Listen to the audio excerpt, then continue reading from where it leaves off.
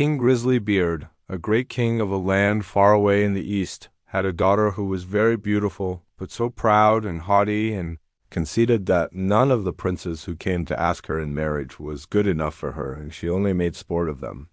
Once upon a time the king held a great feast and asked thither all her suitors, and they all sat in a row ranged according to their rank, kings and princes, and dukes and earls and counts and barons and knights.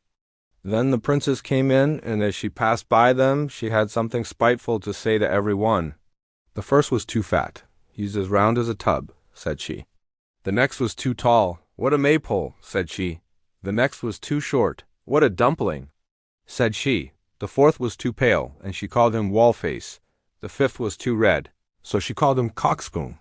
The sixth was not straight enough, so she said he was like a green stick that had been laid to dry over a baker's oven.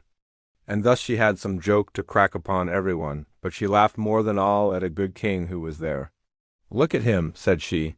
"His beard is like an old mop. He shall be called Grisly Beard." So the king got the nickname of Grisly Beard.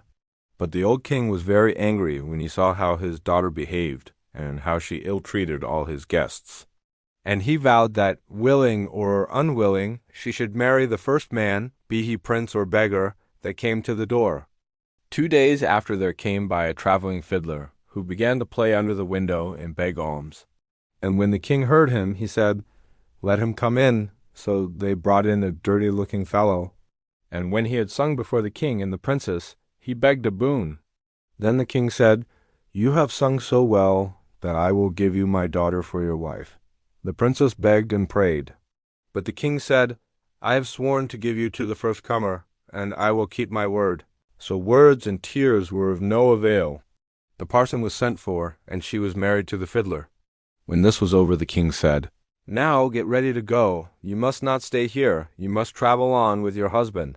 Then the fiddler went his way, and took her with him, and they soon came to a great wood. "Pray," said she, "whose is this wood?" "It belongs to King Grisly Beard," answered he. "Hadst thou taken him, all had been thine." "Ah, unlucky wretch that I am," sighed she, "would that I had married King Grisly Beard."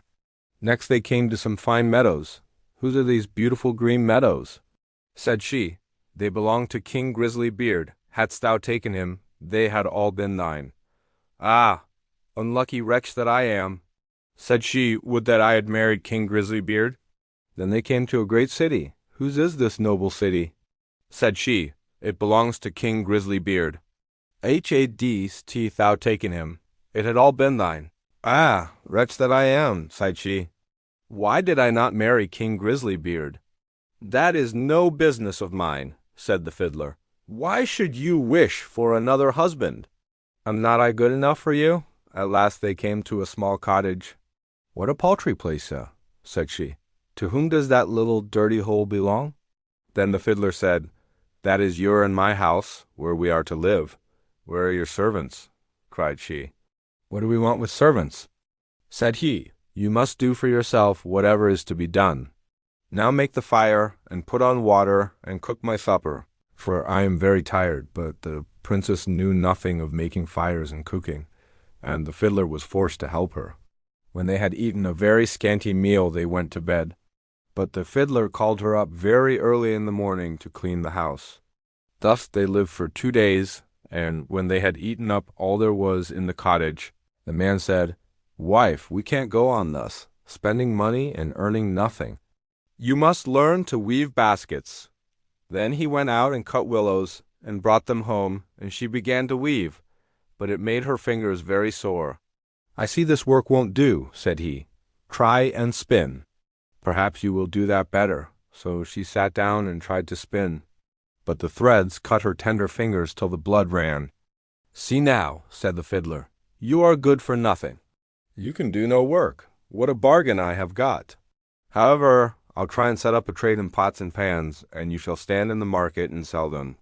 "Alas," sighed she, "if any of my father's court should pass by and see me standing in the market, how they will laugh at me." But her husband did not care for that, and said she must work if she did not wish to die of hunger. At first the trade went well, for many people, seeing such a beautiful woman, went to buy her wares, and paid their money without thinking of taking away the goods. They lived on this as long as it lasted. And then her husband bought a fresh lot of ware, and she sat herself down with it in the corner of the market. But a drunken soldier soon came by, and rode his horse against her stall, and broke all her goods into 1,000 pieces. Then she began to cry, and knew not what to do. "Ah, what will become of me?" said she. "What will my husband say?" So she ran home and told him all. "Who would have thought you would have been so silly," said he, "as to put an earthenware stall in the corner of the market, where everybody passes? But let us have no more crying. I see you are not fit for this sort of work, so I have been to the king's palace and asked if they did not want a kitchen maid. And they say they will take you, and there you will have plenty to eat." Thus the princess became a kitchen maid, and helped the cook to do all the dirtiest work. But she was allowed to carry home some of the meat that was left, and on this they lived. She had not been there long before she heard that the king's eldest son was passing by, going to be married. And she went to one of the windows and looked out. Everything was ready, and all the pomp and brightness of the court was there. Then she bitterly grieved for the pride and folly which had brought her so low. And the servants gave her some of the rich meats which she put into her basket to take home. All on a sudden, as she was going out, in came the king's son in golden clothes, and when he saw a beautiful woman at the door, he took her by the hand and said she should be his partner in the dance. But she trembled for fear, for she saw that it was King Grisly Beard, who was making sport of her. However, he kept fast hold and let her in, and the cover of the basket came off, so that the meats in it fell about.